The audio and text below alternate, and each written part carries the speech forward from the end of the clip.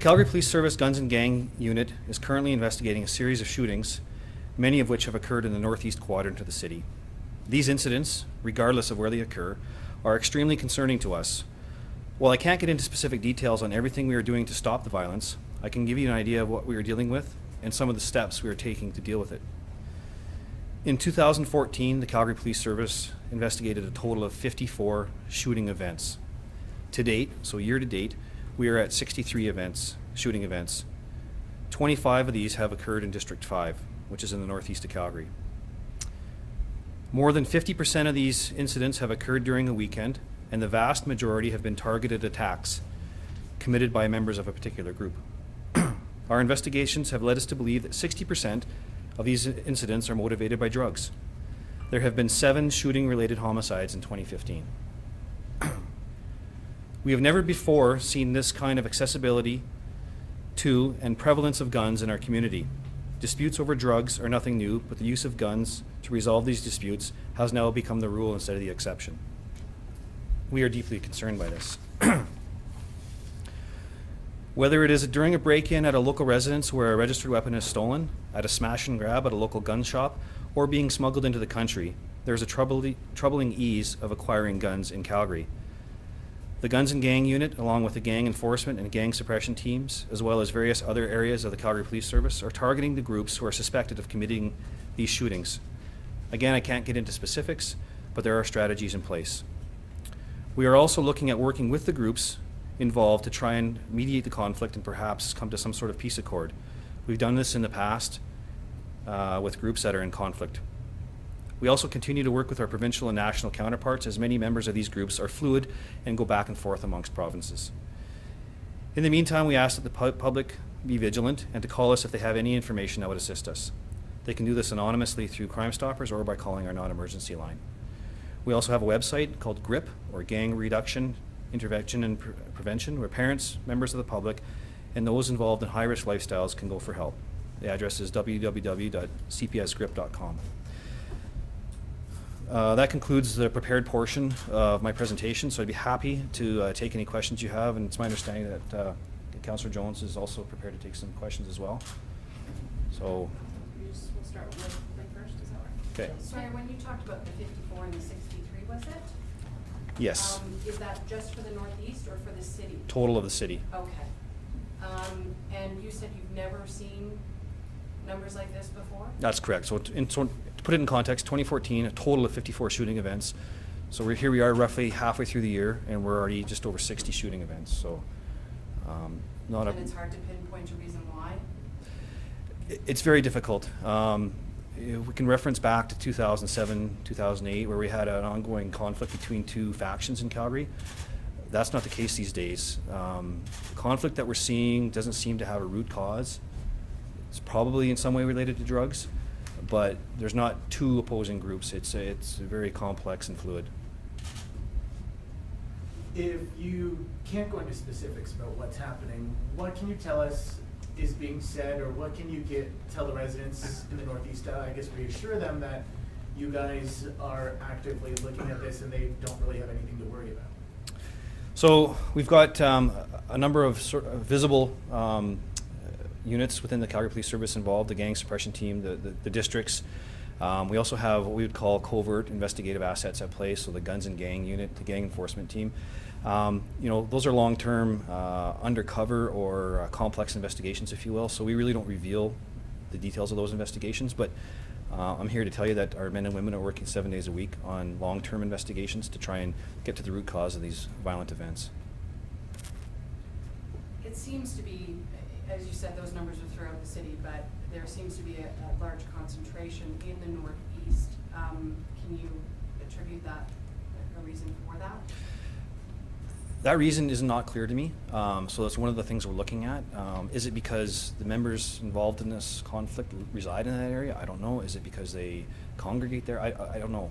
So I don't have any comfort around what the real reason is for this anomaly. And is there a concern about the gang violence that appears to be on the rise, spreading elsewhere in the city? Yes, that's something else we're looking at as well, and something that we're monitoring. As you can see, we try and stay on top of geographically where our offenses are occurring. So it's something that we monitor on a daily basis. 60% is drug related. Is this a form of drugs? It's not as concise as that. Like I say, lurking in the background of these is drugs. Is it a fight over a customer base? Is it as a result of bad debts? Yes to all of those. But it's not any one particular reason. It's a variety of reasons fueled in some fashion by drugs. We're not quite at, you said, the gang war, what we saw before the gang violence before that happened. Is there a fear or a concern that this could lead to that?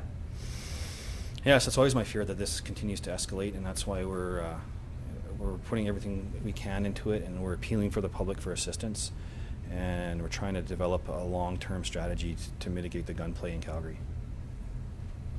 Looking at the Northeast from a demographic standpoint, knowing that a lot of new Canadians, new Calgarians happen to go to the Northeast, is that a challenge for you guys in terms of sort of language barriers, that kind of thing, to be able to get to some of those residents who might be coming from areas that are more volatile? Well, I can tell you that the participants in this ongoing conflict is cross-cultural. We have people from all walks of life involved in this.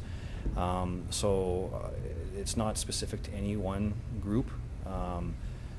So again, the connectivity to the Northeast is one of those things we just don't have a good sense of. Earlier in the year, the Guns and Gangs unit had talked about friction among some criminal groups that might have been the source behind some of the violence in the area. So is that still something that your unit is looking at, and do you know how many groups that might be? So I can tell you that when we talk about groups, they don't have names, they don't self-identify.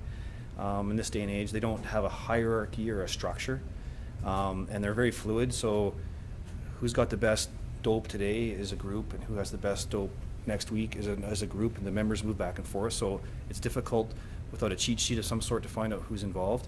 I can tell you that, in my opinion, or my best guess, there's probably somewhere between 60 and 100 young men that are involved in this conflict, and they move back and forth into their little groups with no name. So that's just maybe should give you some sense of the scope of what we're dealing with. It's not a small group of 5 or 6 people. It's a larger group that we know of. And added into this is the fluid nature with which some of these members move from Fort McMurray to Calgary to Ottawa and back again. That is also difficult to wrestle with. So is it safe to say that the violence we saw, like for example on New Year's Day, Rundle, Mr. Schnaps, the co-op, Gaspar, is that also connected to what we've seen recently as well? Yes, in some fashion it is. There was a melee at 52nd Street and Madigan Drive a week ago Friday, and I believe 5 people were taken into custody. Has one of those people now been, one of the people took into custody, now a victim of a homicide following day? I can't answer that because I only know sort of anecdotally about the matter you're speaking about, so I don't feel comfortable answering that.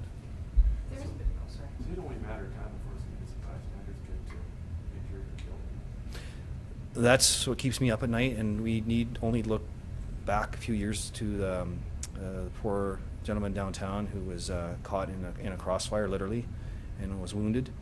And I worked downtown at that time, and I can tell you that it had a profound effect on everyone in one district. So yes, it's a grave concern. There's been more resources allocated to the Northeast in recent months, but is there a plan for more resources elsewhere given the increase in violence in this area? I don't think I'm the best person to answer that. Probably have to come from some more of a planning level. Anybody else? Mr. Jones. Okay, I'm going to turn it over to Mr. Jones.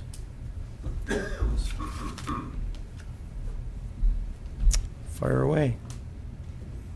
You made mention of the concerns from your constituents. Have you been able to sit down and chat with some of the hierarchy here to get a better idea as to what we're dealing with here, A, and then B, are you satisfied with how that meeting went?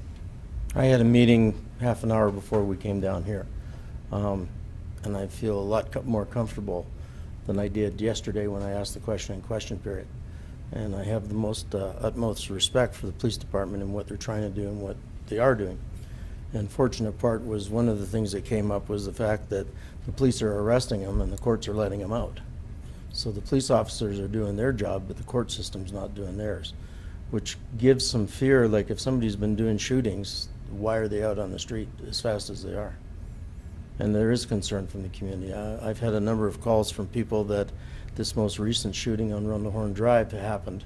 It happened in front of a gentleman's house, and he wants to know what would have happened if that bullet would have gone through his wall and hit his kid.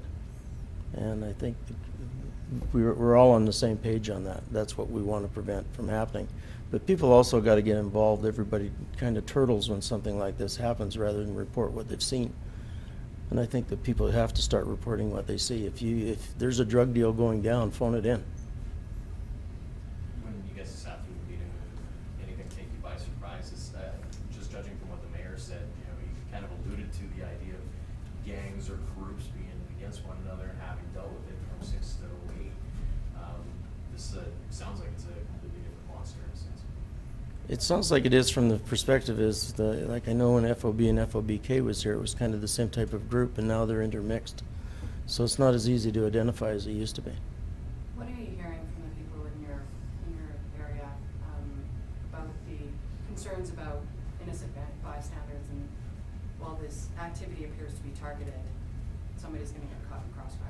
It's targeted, but I'll use a shooting that happened in, I think it was February or March of this year at the co-op, where a stray bullet went through the front door. On any given day, there probably would have been somebody standing by that door because it's a busy co-op. So I think we all have the same concerns that we want to stop or get these guys in jail as fast as we can and hopefully qualm it. I know that the Guns and Gang Unit are doing their job. And like I said, after the briefing that I had, I feel a lot more comfortable, even though there's things I can't say. Ray, a lot of these incidents have happened literally close to home for you. Why do you think, why the Northeast? Why is there an issue there and not elsewhere? Well, if you look at the map, the issue's all over the city. It's just a little bit more concentrated in the Northeast. It's kind of a split between myself and Councillor Stevenson. I don't know the answer to that question. I don't know what precipitates somebody wanting to join a gang to begin with except for self-inclusion.